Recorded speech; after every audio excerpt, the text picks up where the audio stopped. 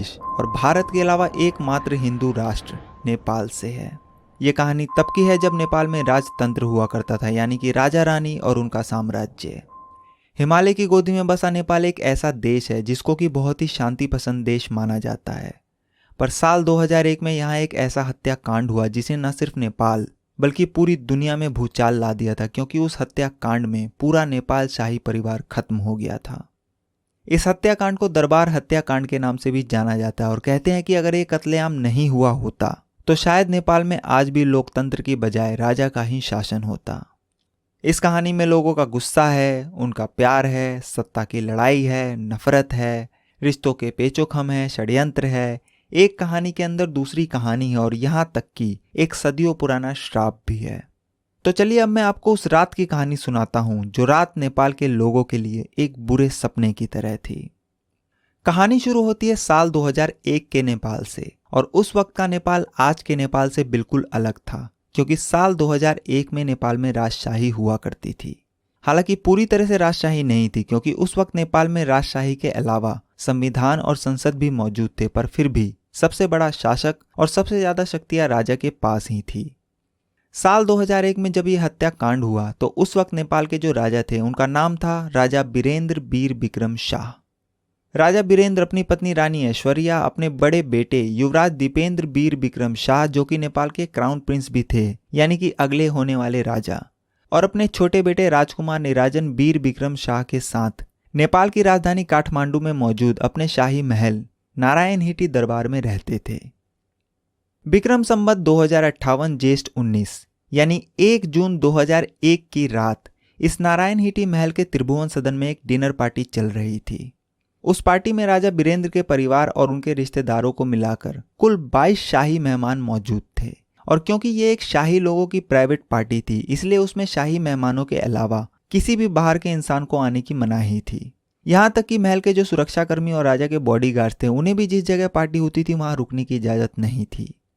रात करीब 8:50 पर अचानक महल के अंदर जिस त्रिभुवन सदन में ये पार्टी चल रही थी वहां से पहली गोली चलने की आवाज आती है।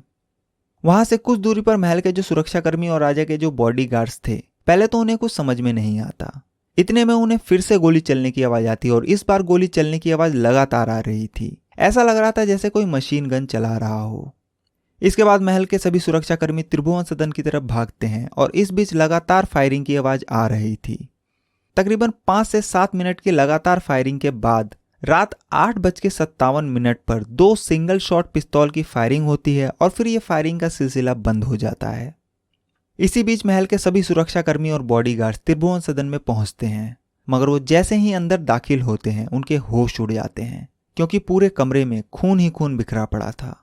त्रिभुवन सदन के बिलियर्ड्स रूम में जहां पार्टी हो रही थी उसके फर्श पर 11 लोग खून में लिपटे पड़े थे और उन 11 लोगों में से एक नेपाल नरेश राजा बीरेंद्र भी थे।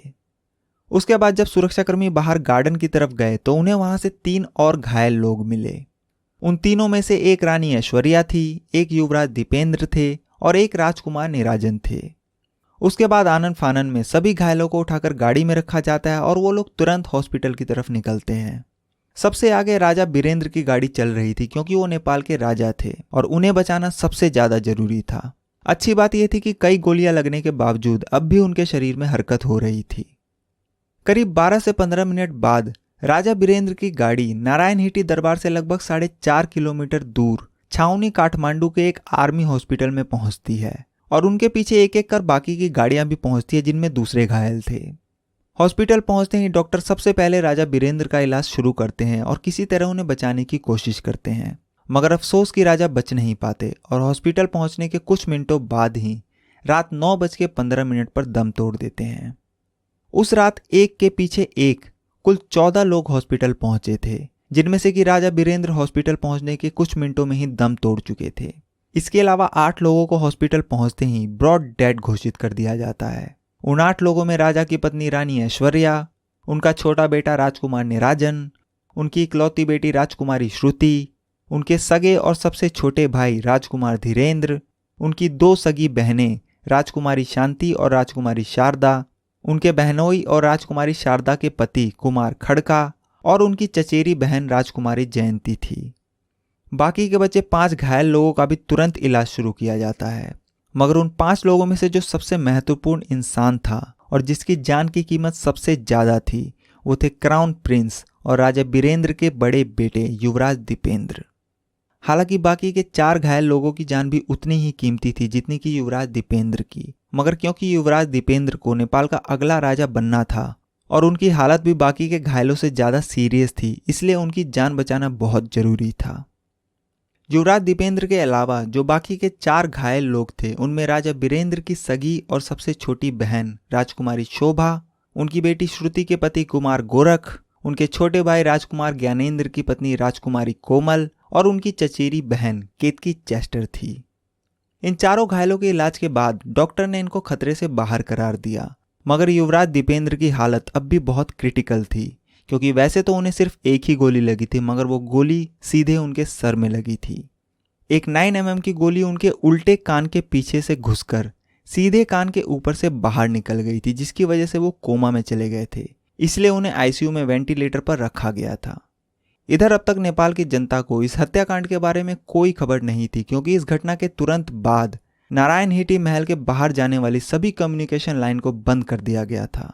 मगर फिर अगले दिन यानी 2 जून 2001 को इस घटना के करीब 14 घंटे बाद सुबह लगभग 11 बजे नेपाल रेडियो का कार्यक्रम रोककर यह ऐलान किया जाता है कि कल रात 9:15 पर राजा बीरेंद्र बीर बिक्रम शाह का देहांत हो गया और अब उनकी जगह नेपाल का अगला राजा दीपेंद्र बीर बिक्रम शाह को घोषित किया जाता है।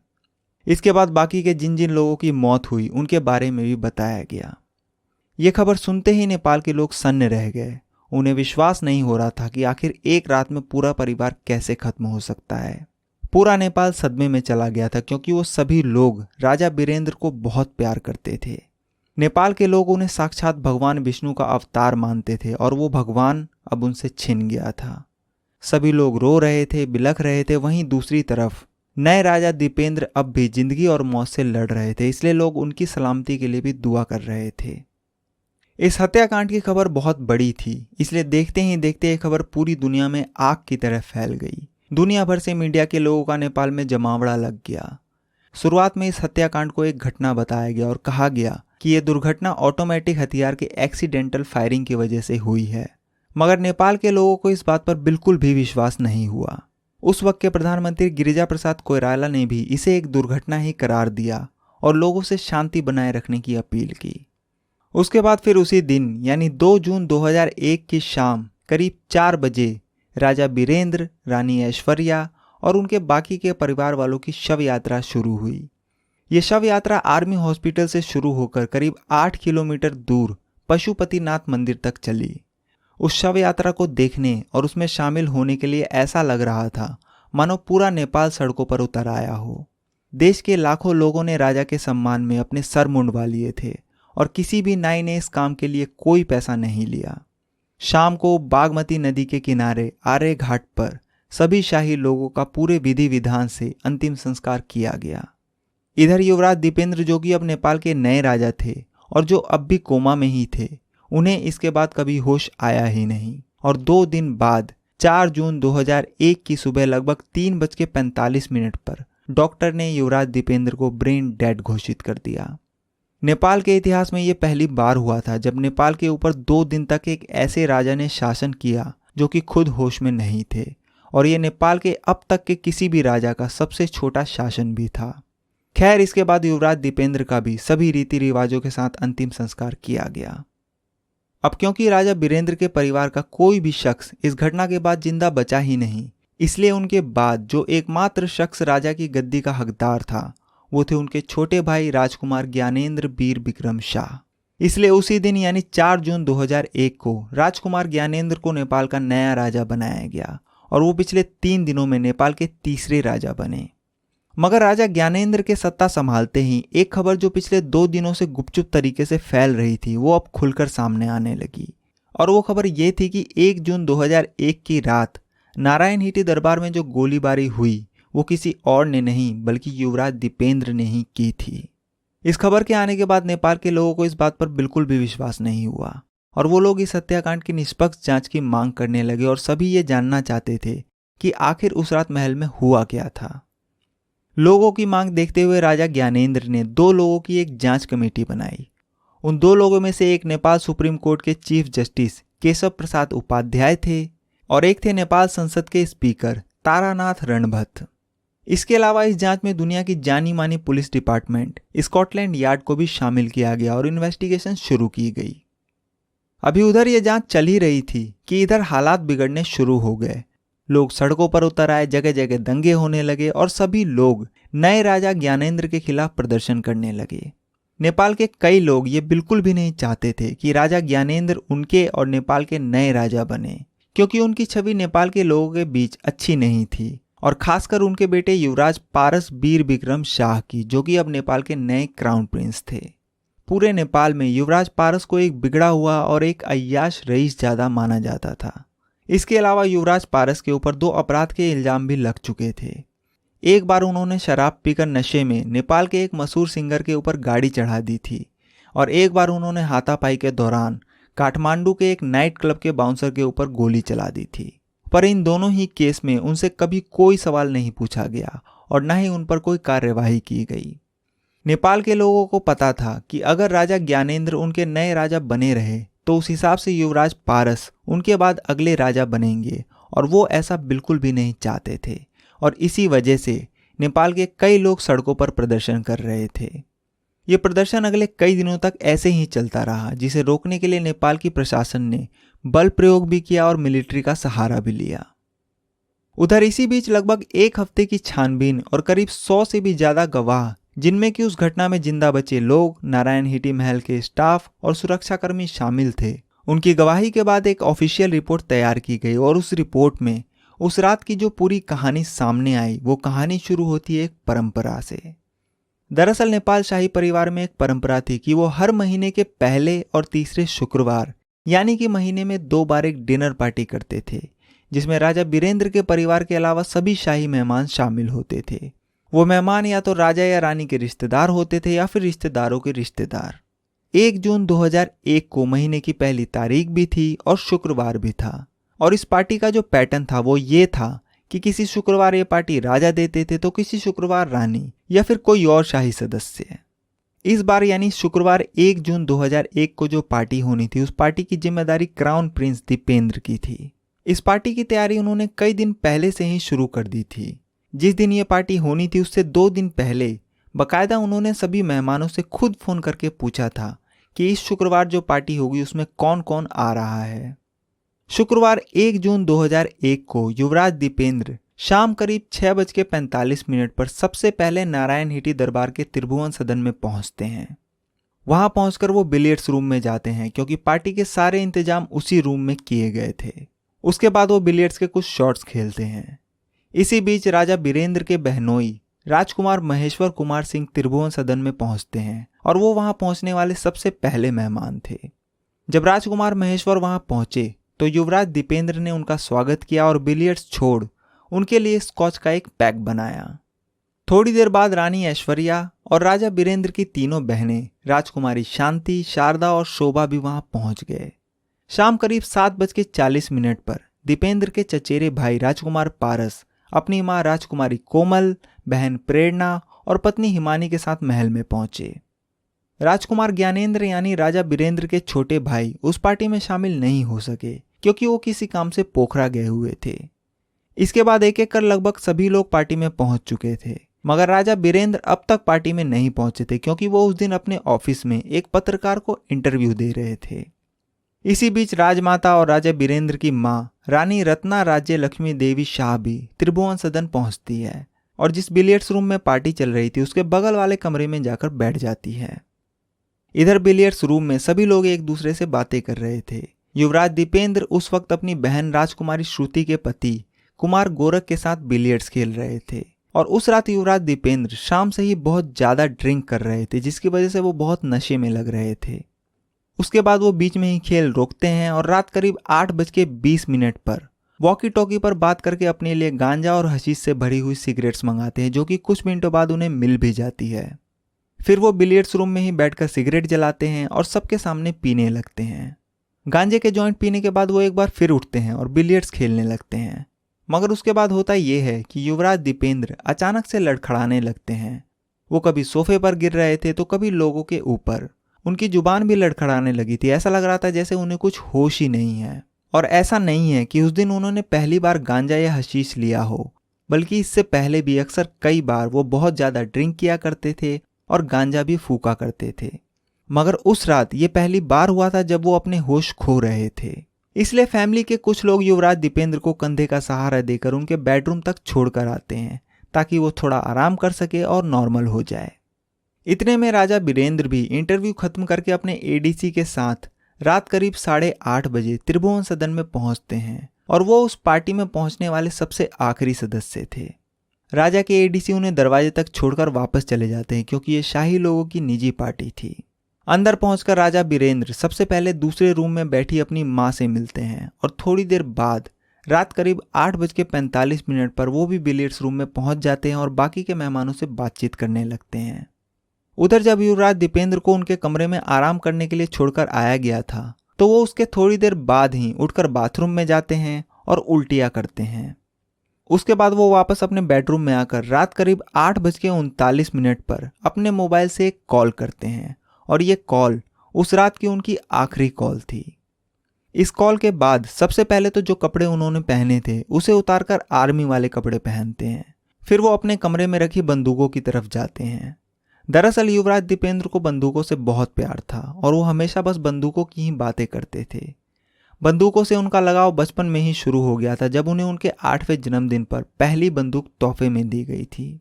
तभी से उन्हें नई नई बंदूकें चलाने और उन्हें इकट्ठा करने का शौक लग गया और इसलिए वो अपने कमरे में भी बंदूकों को सजा कर रखते थे। खैर, ये तो हो गई पुरानी बातें। मैं आपको बता रहा था कि आर्मी की ड्रेस पहनने के बाद वो अपने कमरे में रखी बंदूकों की तरफ जाते हैं और वहां से एक कोल्ट M16 ऑटोमेटिक राइफल, एक ऑटोमेटिक MP5 के सब मशीन गन, एक SPAS-12 शॉटगन और एक 9mm की पिस्तौल लेकर वहां से चल देते हैं। इधर बिलियर्ड्स रूम में सभी इत्मीनान से एक दूसरे से बातें कर रहे थे।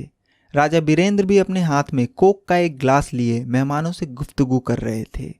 रात लगभग 8:50 पर युवराज दीपेंद्र भी अचानक से बिलियर्ड्स रूम में दाखिल होते हैं। वहां मौजूद सभी मेहमान उन्हें देखकर पहले तो चौंक जाते हैं क्योंकि उन्होंने एक तो आर्मी की ड्रेस पहनी हुई थी और उसके अलावा अपने दोनों हाथों में ऑटोमेटिक गन पकड़ रखी थी। मगर फिर उन्हें लगता है कि शायद वो अपने पिता यानी राजा बीरेंद्र को अपनी बंदूक दिखाने आए हैं। उसके बाद युवराज दीपेंद्र राजा बीरेंद्र की तरफ बढ़ने लगे। राजा बीरेंद्र को भी यही लगा कि शायद वो अपनी बंदूकें दिखाने आए हैं, इसलिए राजा बीरेंद्र भी अपना एक कदम युवराज की तरफ बढ़ाते हैं। इतने में युवराज दीपेंद्र अपनी एक बंदूक का मुंह राजा बीरेंद्र की तरफ करते हैं और ट्रिगर दबा देते हैं। पहले तो किसी को कुछ समझ में ही नहीं आया, उन्हें लगा कि शायद गलती से उनसे बंदूक चल गई। मगर इसके कुछ पल बाद ही लोगों ने देखा कि राजा बीरेंद्र धीरे धीरे नीचे गिर रहे हैं। उनके हाथ में जो कोक का गिलास था वो भी नीचे गिर गया और जब राजा के पास खड़े लोगों ने ध्यान से देखा तो पता चला कि राजा बीरेंद्र के कंधे से खून निकल रहा है क्योंकि उनकी गर्दन में गोली लगी थी। नेपाल नरेश को लहूलुहान जमीन पर गिरा देख पहले तो चीख पुकार मच गई, मगर फिर अगले ही पल सभी लोग एकदम जम से गए कि आखिर ये हुआ क्या। इसके बाद युवराज दीपेंद्र ने जिस बंदूक से गोली चलाई थी उसे वहीं गिरा दिया और वहां से चले गए। उनके जाने के बाद लोगों ने राजा बीरेंद्र को संभाला और पार्टी में मौजूद डॉक्टर राजीव शाही ने अपना कोट उतारकर राजा की गर्दन पर लगा दिया ताकि खून का बहना रुक सके। ये सब देखने के बाद राजा बीरेंद्र नेपाली में 2 शब्द बोले, के गरे को, यानी ये क्या कर दिया, और ये शब्द उनके आखिरी शब्द थे। इसी बीच युवराज दीपेंद्र दोबारा कमरे में दाखिल हुए और इस बार भी उनके दोनों हाथों में बंदूकें थी। वो फिर से राजा बीरेंद्र की तरफ बढ़ने लगे, मगर बीच में उनके चाचा और राजा बीरेंद्र के सबसे छोटे भाई राजकुमार धीरेंद्र ने उन्हें रोका और कहा कि बस बहुत हुआ, अपनी ये बंदूक मुझे दे दो। पर युवराज दीपेंद्र ने बिना कुछ बोले पॉइंट ब्लैंक रेंज से यानी उनके शरीर से अपनी बंदूक लगाकर ट्रिगर दबा दिया, जिसकी वजह से राजकुमार धीरेंद्र दूर जाकर गिरे। इसके बाद तो जैसे उनके ऊपर खून सवार हो गया और वो सभी के ऊपर गोलियां बरसाने लगे। उस रात युवराज दीपेंद्र के चेहरे पर कोई एक्सप्रेशन नहीं था, जो भी उन्हें दिख रहा था वो उसी के ऊपर गोलियां चला रहे थे। यहाँ तक कि राजा बीरेंद्र को एक बार पहले गोली मारने के बावजूद उन्होंने उनके ऊपर फिर से गोली चलाई। करीब 2 से 3 मिनट गोली चलाने और 11 लोगों को लहूलुहान करने के बाद वो बाहर गार्डन की तरफ चले गए।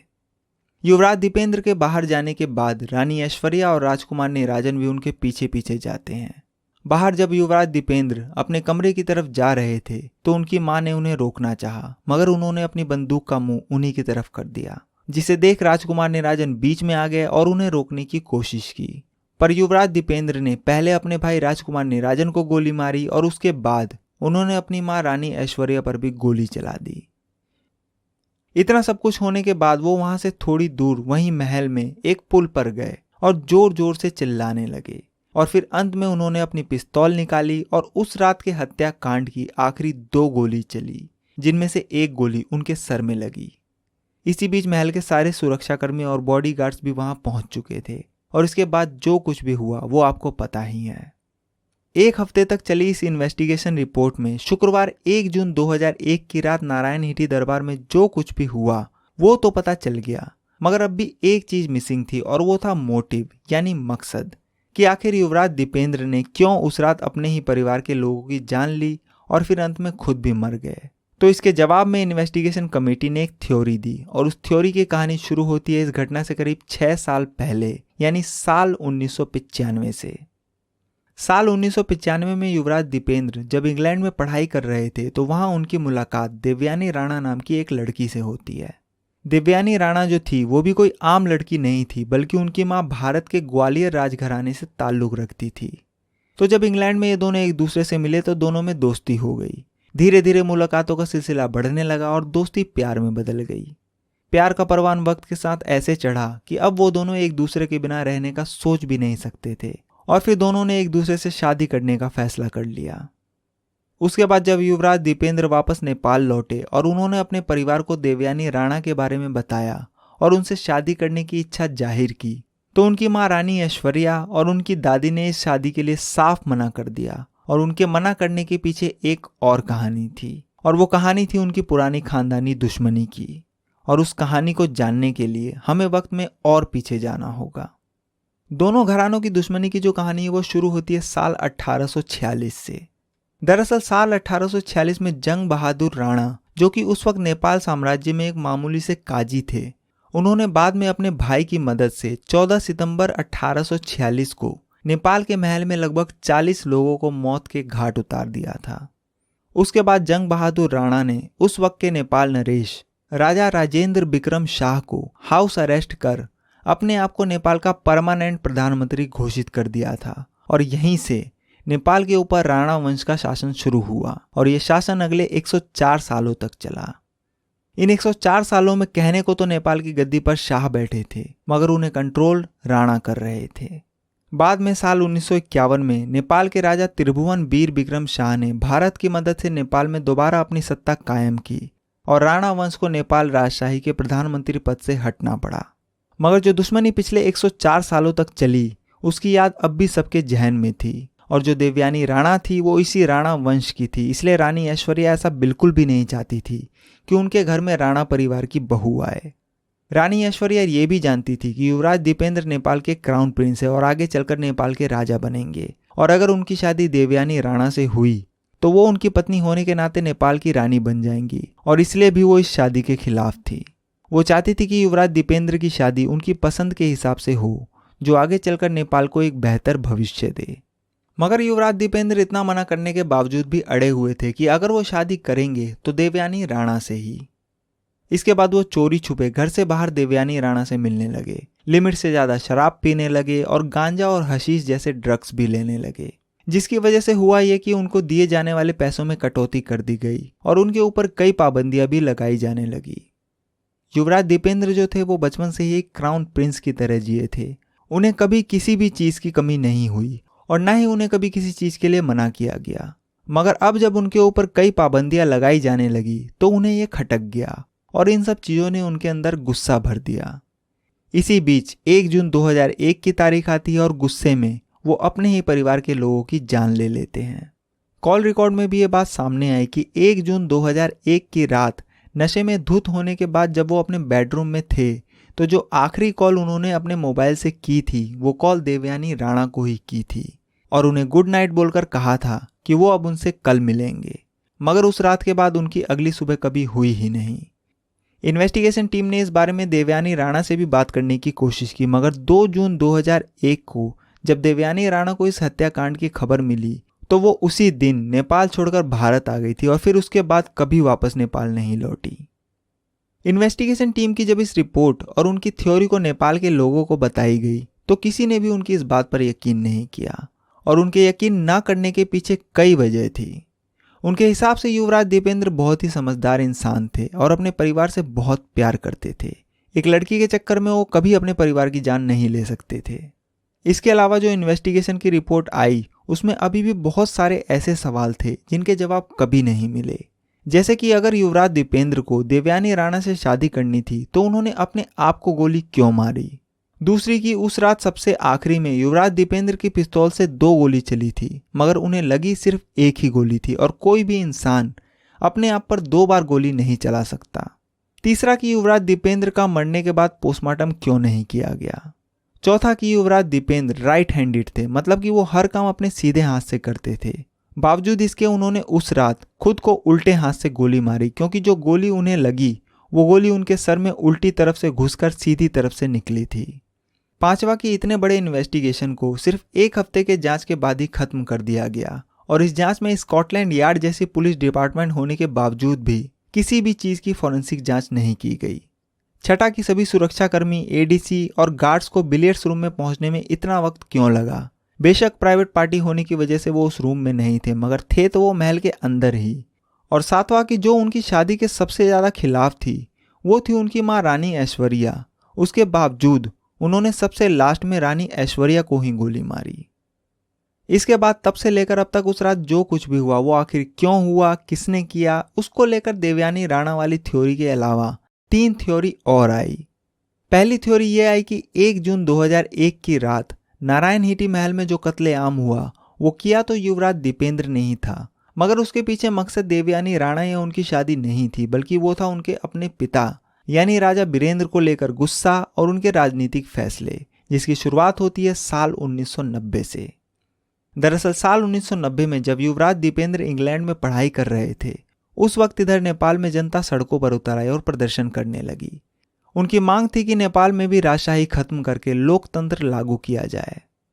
राजा बीरेंद्र बहुत ही शांतिप्रिय और समझदार इंसान थे, इसलिए उन्होंने पब्लिक की मांग सुनी और नेपाल में राजशाही को खत्म कर संवैधानिक राजशाही को लागू कर दिया और दूसरी पार्टियों को भी चुनाव लड़ने और लोगों को उनके हिसाब से देश का प्रधानमंत्री चुनने का हक दिया।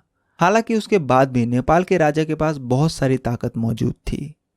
उनके इस फैसले से देश में तो शांति हो गई मगर उनके परिवार में विद्रोह शुरू हो गया। कहते हैं कि शाही परिवार में सिर्फ राजा बीरेंद्र ही ऐसे थे जो लोकतंत्र को समर्थन करते थे और जब इस बारे में युवराज दीपेंद्र को पता चला कि राजा बीरेंद्र ने बहुत सारी ताकत नेपाल की जनता को सौंप दी है तो उन्हें बहुत गुस्सा आया था। फिर साल 2000 आते आते नेपाल के कई इलाकों में माओवादी संगठन अपना पैर जमा चुके थे। माओवादी नेपाल में विद्रोह कर रहे थे और उस वक्त की सरकार ये चाहती थी कि राजा बीरेंद्र माओवादियों को रोकने के लिए सेना का इस्तेमाल करे मगर बावजूद इसके राजा बीरेंद्र ने उन्हें रोकने के लिए कोई सेना नहीं भेजी। वो ये बिल्कुल भी नहीं चाहते थे कि नेपाल की सेना नेपाल के अपने ही लोगों पर गोली चलाए और वो इस मसले को बातचीत करके सुलझाना चाहते थे। पर वहीं दूसरी तरफ युवराज दीपेंद्र के हिसाब से माओवादियों को रोकने के लिए तुरंत सेना भेजकर उनका खात्मा करना चाहिए था और इन्हीं सब नर्म फैसलों और नेपाल की जनता को बहुत सारी ताकत देना उन्हें खटक गया। वो नेपाल में पूरी तरह राजशाही चाहते थे, इसलिए उन्होंने राजा बीरेंद्र को खत्म कर खुद राजा बनना चाहा।